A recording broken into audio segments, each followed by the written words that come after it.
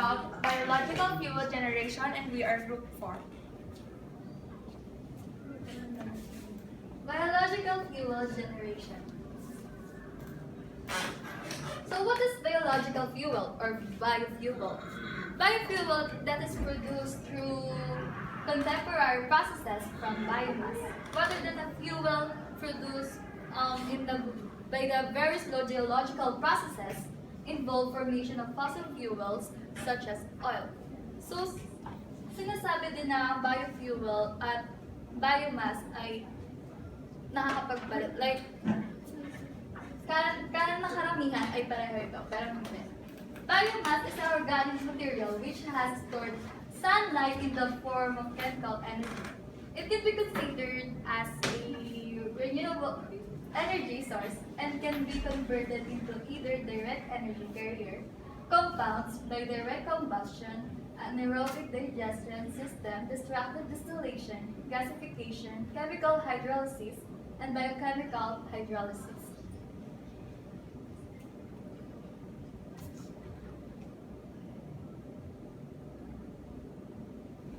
So here are the some of naming biofuel preparation resources.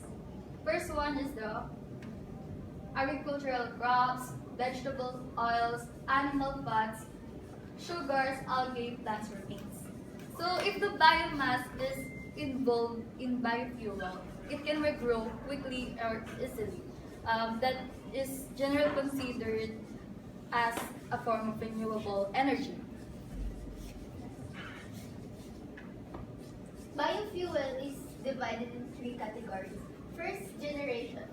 Biofuels are made largely from edible sugars and starches. So, sa first generation, dun sa edible sugars and starch, yung kinukuhaan ng source ng biofuel. Second generation, biofuels are made from no edible plant materials. Dun naman, sa edible plant materials. Sa third generation, biofuels are made from algae and microbes.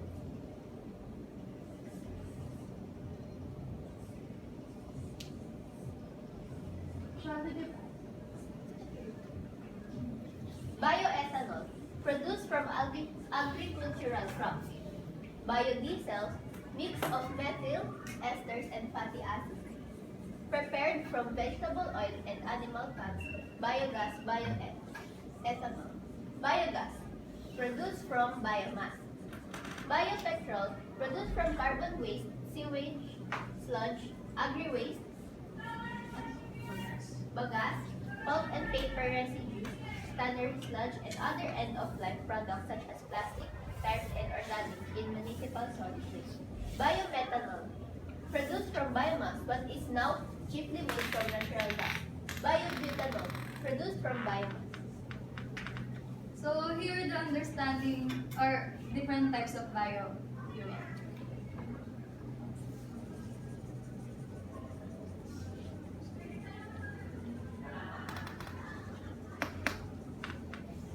Sa bioethanol generation, ethanol is other name for ethyl alcohol or grain alcohol. Ethanol can be made from cellulose, sugarcane, potato, and corn. Sa bioethanol generation, ito yung pinagkukuhaan ng source ng biofuel.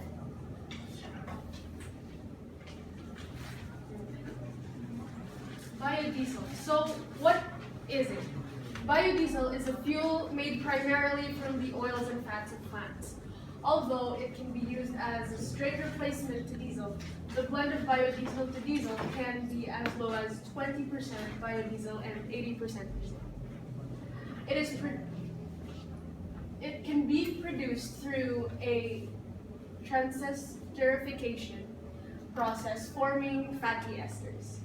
One of the byproducts of production is glycerol, which can then be sold as an independent product.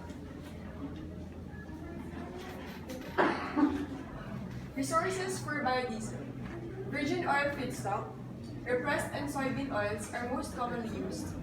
Soybean oil alone accounting for about 90% of all fuel stocks. It also can be obtained from field pennycress and jatropha, Other crops such as mustard, flax, sunflower, canola, palm oil, hemp, and even algae show promise. Waste vegetable oil, animal fats including tallow, lard, yellow grease, chicken fat, and the byproducts of the production of omega-3 fatty acids from fish oil. Biodiesel generation.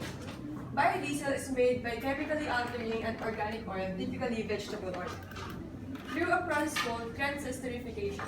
Essentially, the process thins down the oil to allow it to run in an unmodified diesel engine. So, ito yung method kung saan ginagawa yung biodiesel generation. Biodiesel production method.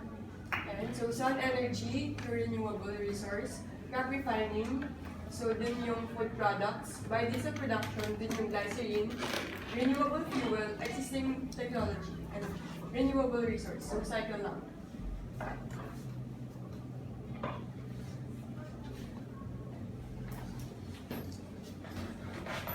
Biogas. So, yun yung biogas preparation method.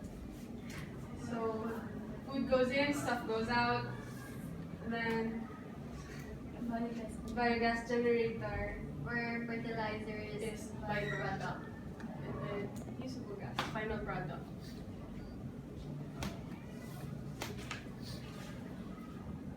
Biogas fuel unit, anaerobic digester.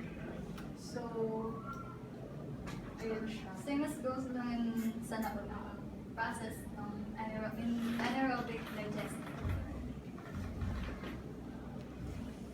Biopetrol. Biopetrol. It involves liquefying carbon-rich solid fuels, converting sewage sludge into synthetic oils. So, pyrolysis. It is the thermal breakdown of the molecular structure to create radical fractions different in size. Stabilization of the radicals by recombining themselves or by redistribution of hydrogen from the raw material itself or by hydrogen that is introduced from outside.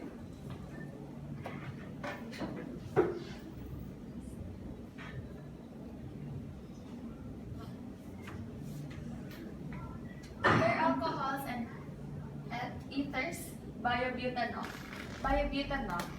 Butanol made from biomass can be produced with the same feedstocks as ethanol but with modified fermentation and distillation process.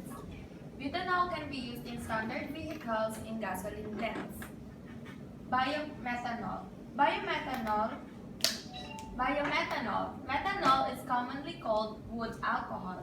It can be made from biomass but is now chiefly made from natural gas.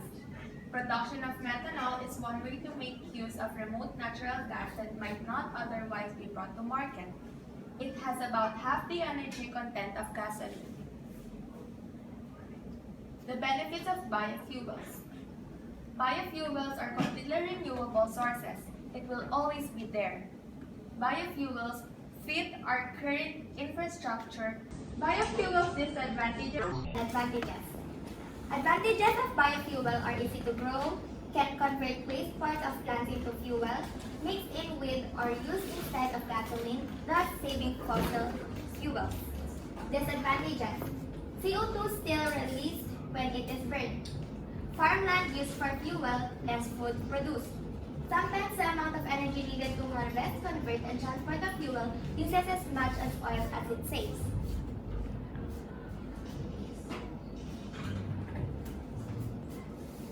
So, to sum it all up, biofuel is any fuel that is derived from biomass.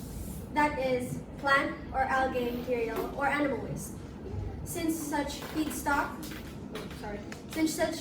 material can be replenished readily, biofuel is considered to be a source of renewable energy, unlike fossil fuels such as petroleum, coal, and natural gas. So here are the other conditions about biofuel. And next generation biofuels can be produced from various palm stars, Then biomass to liquid or BTL is an emerging bioenergy for future generation. Then the algae and atropa are two potential foodstuffs for biofuels production, as what she said. And sustainable farm resources management is required to move the second generation biofuels industries forward, then the development of green fuels. So here the other figure or the other process is present hydrogen, methane, and ethanol. This is the end of our discussion. Thank you. Biofuel is fuel from recently lifeless or living biological material. It is different to fossil fuels from long-dead biological material.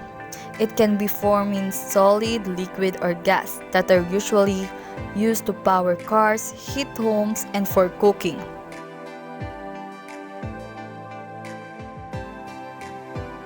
Biofuels are combustible fuels created from biomass. In other words, fuels created from recently living plant as matter as opposed to ancient plant matter and hydrocarbons. It can also include solid fuels like wood, pellets, and biogas or syngas.